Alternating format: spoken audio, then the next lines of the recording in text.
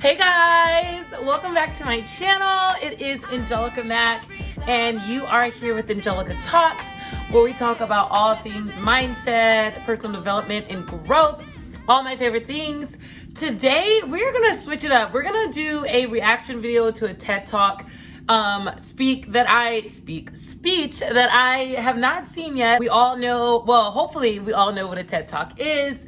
But it is a really great platform to really get to know about really any topic. There's so many different speakers on it. This particular video that we are going to watch and I'm going to do a live reaction to came out about a year ago. And it is about resilience. This is something that I am working on. This is something that I believe that I have. But I think this video, after watching this TED Talk, I haven't seen it yet. This is going to be my first time watching it. But I think this video is definitely gonna hopefully teach you and me a lot about resilience. As you guys have seen, if you have not seen my past videos, you know I have never done a reaction video before, but I'm gonna switch it up. I've gotten some really good feedback from a colleague of mine and they suggested that I do reaction videos and I was like, okay, why not? Fuck it, I have never done it before.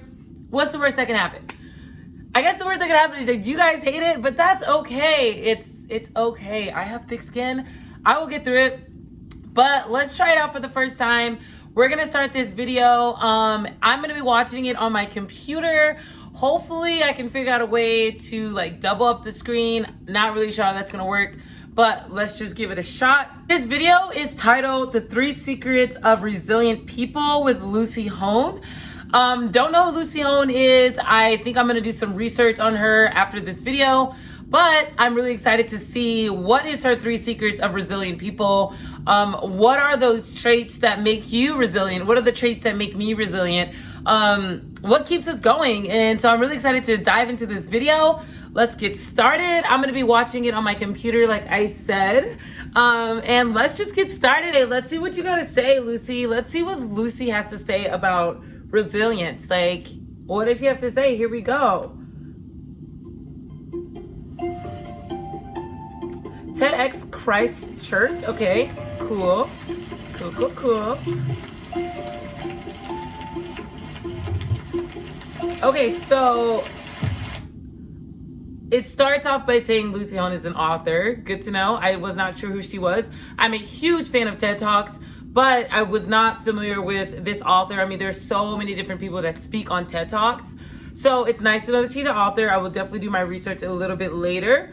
It says she's a resilience expert who thought she found her calling supporting people to recover following the Christchurch earthquake. She had no idea that her personal journey was about to take her a far darker place.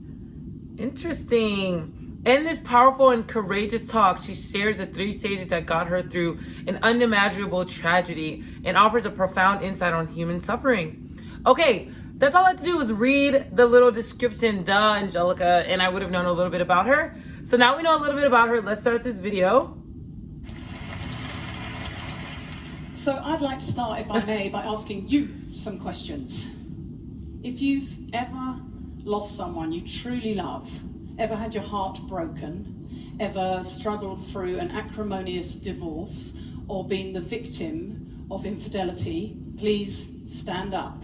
If standing up isn't acceptable, I would stand up if you can put your hand up. I wasn't making this video. Please stay standing and keep your hand up there. If you've ever lived through a natural disaster, been bullied or been made redundant, stand on up.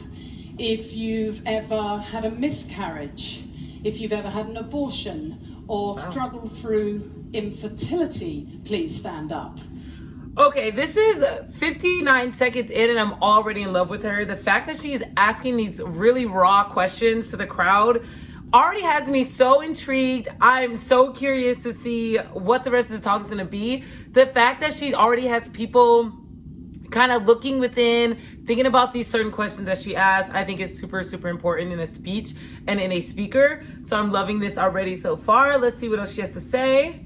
Finally, if you or anyone you love has had to cope with mental illness, dementia, some form of physical impairment, or cope with suicide, please stand up.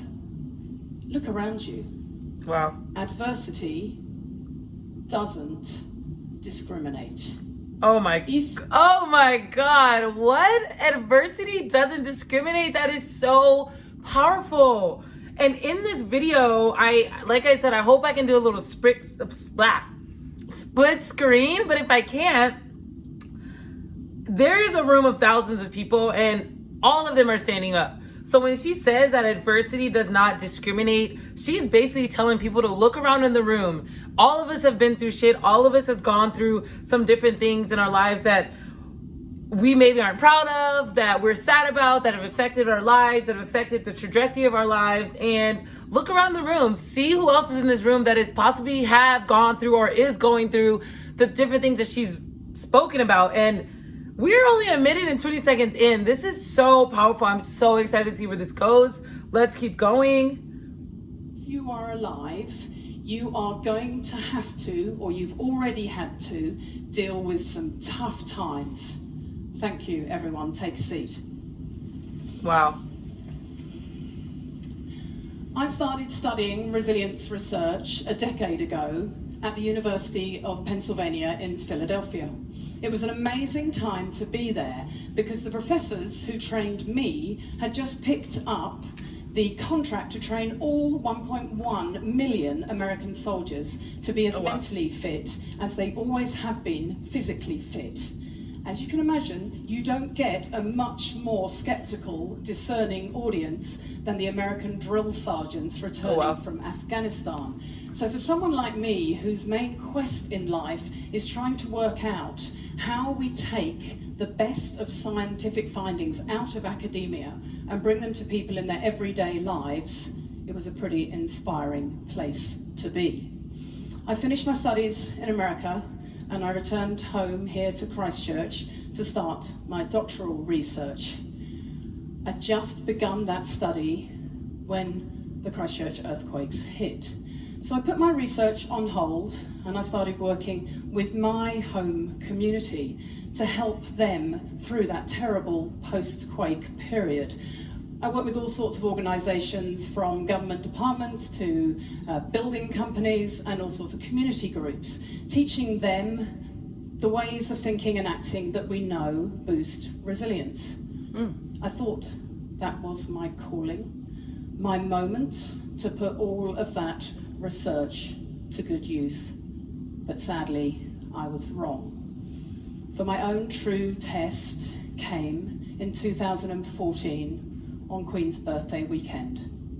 We and two other families had decided to go down to Lake Ohau and bike the Alps to Ocean. At the last minute, my beautiful 12-year-old daughter Abby decided to hop in the car with her best friend Ella, also 12, and Ella's mum Sally, a dear, dear friend of mine. On the way down, as they travelled through Rukaya on Thompson's track, a car sped through a stop sign, crashing into them and killing all three of them instantly. Wow. Okay. That took a turn. I was not expecting that. But I had a little inkling that there was going to be some kind of extreme hurt and pain that has come out of her life in order for her to feel that she is resilient, in order for her to be a doctorate of resilience, in order for her to continue this search of resilience. I figured that there had to be some kind of traumatic experience that went through her life, that happened in her life. And it was the death of her daughter and the death of her friend. And I mean, all three of them being killed in a car accident is pretty heinous. It's pretty awful. So I'm very curious now to see how she turns this around. Let's see. This is good so far. This is really good. We're only 3 minutes in. This is a 16-minute video with over 1 million views. 1 million views.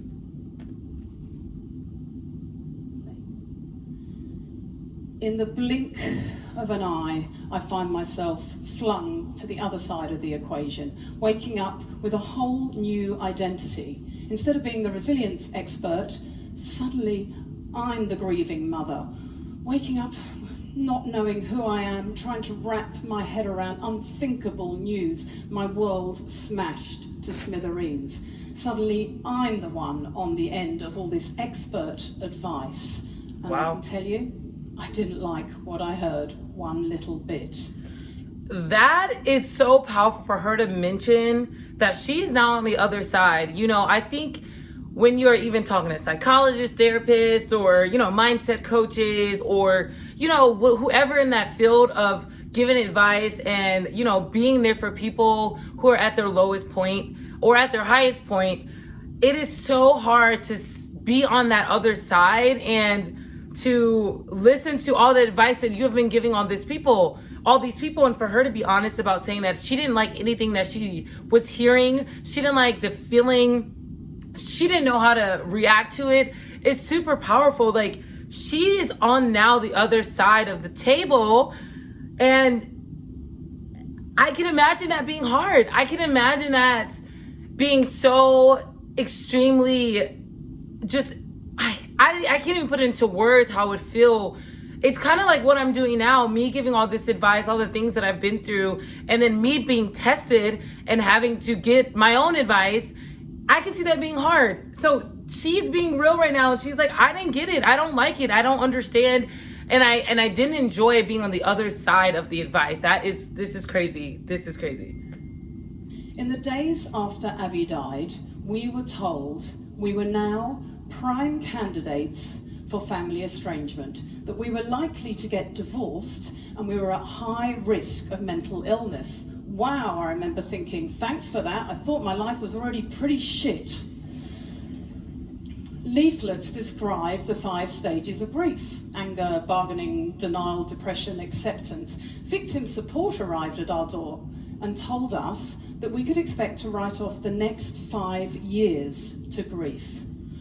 Wow. I know the leaflets and the resources meant well, but in all of that advice, they left us feeling like victims, totally overwhelmed by the journey ahead and powerless to exert any influence over our grieving whatsoever.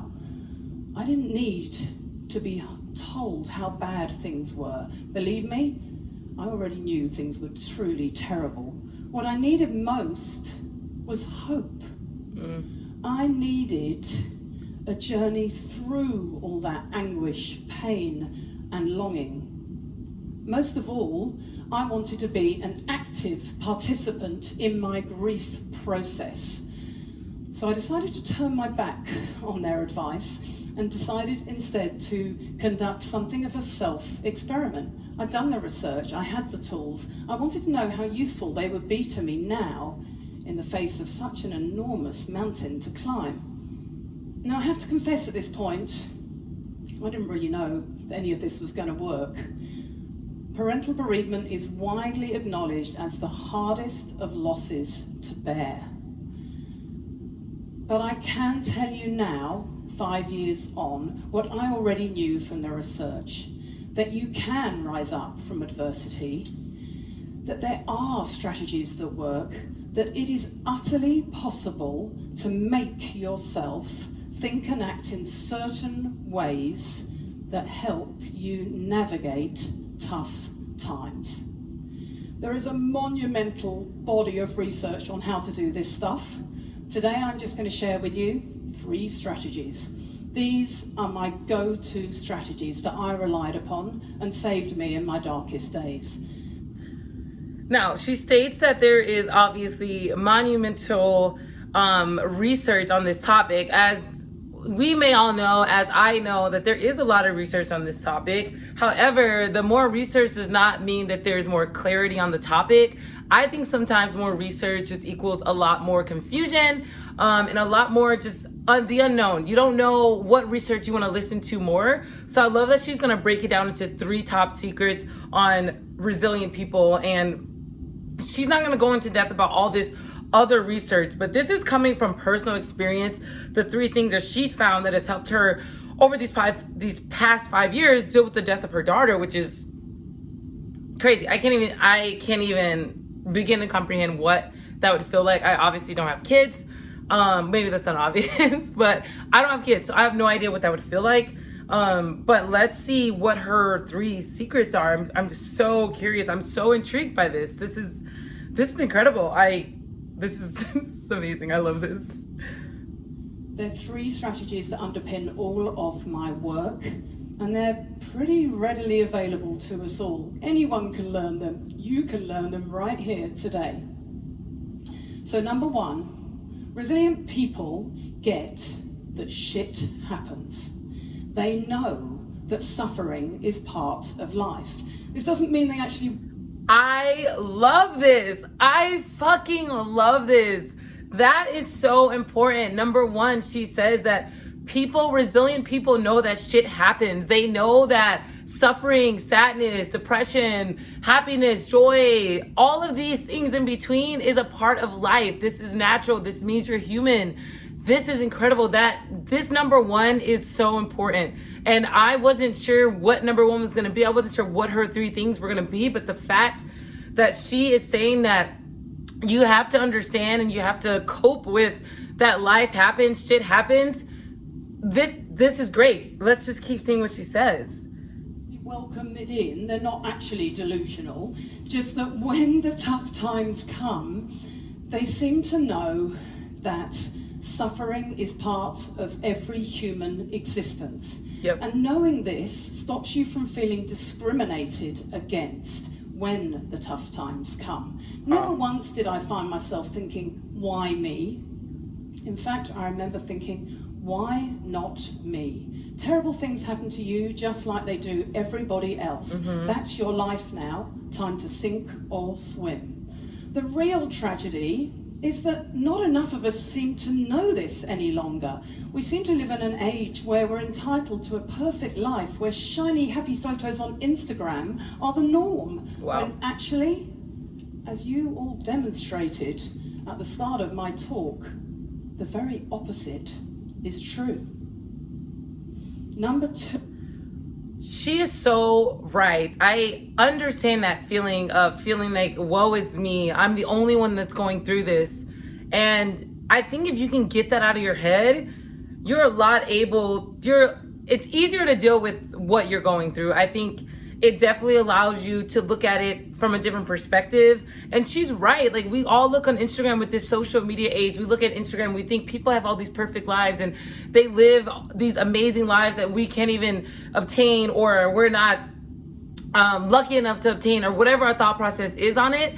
And she goes back to the beginning of her speech where she told everyone to stand up who went through all these different things in their life. And she's like, she brings it back to that. She even says that, look at the room from earlier. If not, everyone in this room has gone through something. So us putting ourselves in their shoes on Instagram and thinking that they live this perfect life isn't realistic. So to be aware of, that you are not the only one that's going through shit is powerful.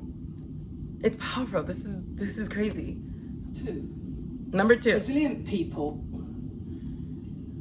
are really good at choosing carefully where they select their attention. They have a habit of realistically appraising situations and typically managing to focus on the things that they can change and somehow accept the things that they can't.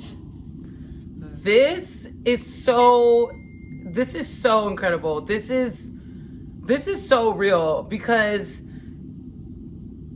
if you aren't sure where to focus your energy, you spend it worrying about the things that are out of your control. And I can see how resilience correlates with this. I completely agree with her number 2. I completely agree with number 2. I 100% agree with number 2. Resilient people focus their energy on the right things. I completely agree with that. This is a vital, learnable skill for resilience.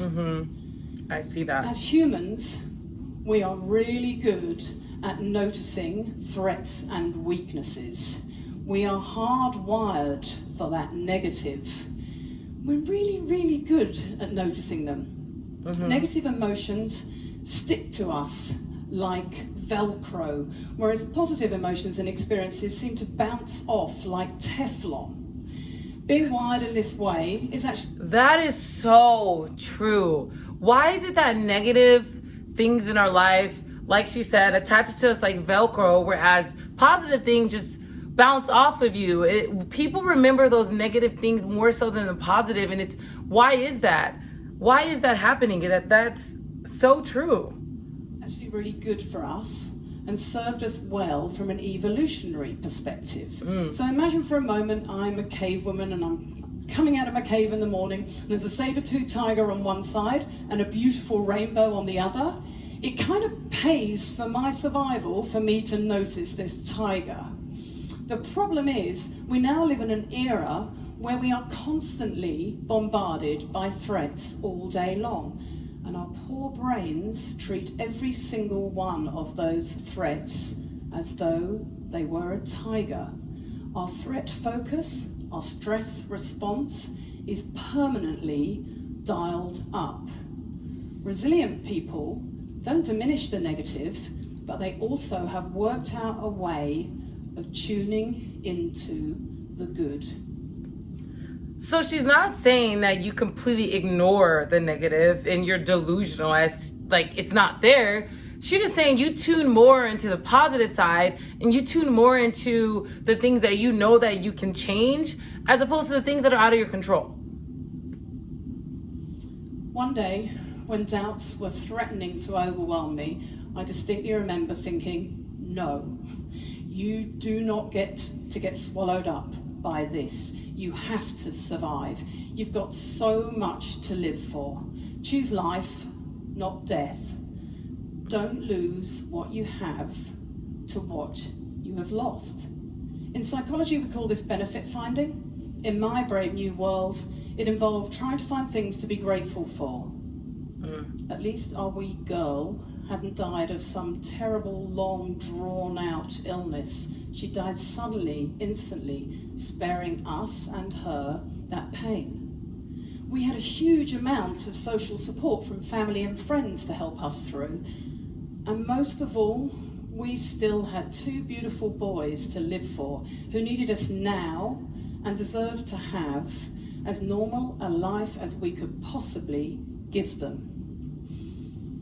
Being able to switch the focus of your attention to also include the good has been shown by science to be a really powerful strategy. So in 2005, Marty Seligman and colleagues conducted an experiment, and they asked people, all they asked people to do was think of 3 good things that had happened to them each day. Wow. What they found over the 6-month course of this study was that those people showed higher levels of gratitude, higher levels of happiness, and less depression over the course of the 6-month study. That's incredible. 3 things that you're grateful for, 3 things that you're happy for. And people shown scientifically that they were happier, that they were more excited about life. Like, that is crazy. If we could apply that to our lives and we woke up every day or throughout the day, we mentioned 3 things that we're grateful for or 3 things that really happened great in our lives that day, I can see how that can affect your happiness and that can affect your outlook on life. When you're going through grief, you might need a reminder or you might need permission to feel grateful. In our kitchen, we've got a bright pink neon poster that reminds us to accept the good. In the American Army, they framed it a little bit differently. They talked to the Army about hunting the good stuff. Find the language that works for you, but whatever you do, make an intentional, deliberate, ongoing effort to tune into what's good in your world. Find the good. I love that. Find whatever words that works best for you. Like she said, the military use a completely different verbiage, but I love that. Find the good in your day. Find the good in your week. Find the good in a really dark moment. I know that's extremely hard, but if you can remember to find the good in any moment in your life, I can see how that would really, really help your outlook. I can see that. That makes sense. This is amazing. This is amazing. Number 3, resilient people ask themselves, is what I'm doing helping or harming me? This is a question that's simple. Number 3 is what I'm doing helping or harming me. If we could ask that question about any scenario, everything that we do. I just got a text about going out tonight. Is that going to help or harm me? That's going to harm me. I need to step into that resilience. I need to step into that resilient mindset so I can further my life and I can further my mindset and my success. Like, we all have to think about those questions with everything. And I love that that's step number 3, or that's not step number 3. I love that's our third secret. Use a lot in good therapy. And boy, is it powerful. This was my go-to question in the days after the girls died. I would ask it again and again. Should I go to the trial and see the driver? Would that help me, or would it harm me? Well, that was a no-brainer for me. I chose to stay away. But Trevor, my husband, decided to meet with the driver at a later time. Late at night, I'd find myself sometimes poring over old photos of Abby, getting more and more upset. I'd ask myself, really? Is this helping you, or is it harming you?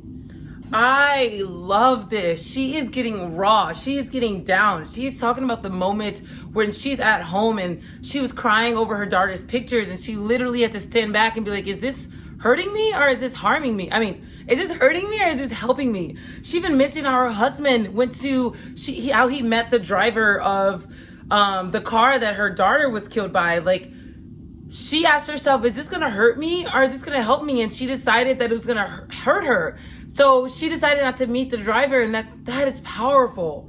That is powerful. Put away the photos. Go to bed for the night. Be kind to yourself. Be kind to yourself. This question can be applied to so many different contexts. So many different contexts. The way I'm thinking and acting helping or harming you in your bid to get that promotion, to pass that exam, to recover from a heart attack? So many different ways. I write a lot about resilience, and over the years, this one strategy has prompted more positive feedback than any other. I get scores of letters and emails and things from all over the place of people saying what a huge impact it's had on their lives. Wow. Whether it is forgiving family, ancient transgressions, arguments from Christmases past, or whether it is just trawling through social media, whether it is asking yourself whether you really need that extra glass of wine, asking yourself whether what you're doing, the way you're thinking, the way you're acting is helping or harming you, puts you back in the driver's seat. It gives you some control. It puts you in the driver's seat. I love that. I talk about control all the time. I haven't had a video on that yet here, but with my friends, I say it all the time. I say, you're in control. Don't forget that. You are in control. So I think asking this question, like she says, I completely agree with her. Asking this question to yourself, if this is hurting me or is this helping me, gives you back the driver's seat. You are back in control. You now have control over your thoughts. You now have control over your actions, and you can act accordingly. I completely agree with her. Over your decision making. You have control over your decision making. That's 3 strategies. so true. Pretty simple. They're readily available to us all, anytime, anywhere. They don't require rocket science. Resilience isn't some fixed trait. It's not elusive that some people have and some people don't. It actually requires very ordinary processes, just the willingness to give them a go.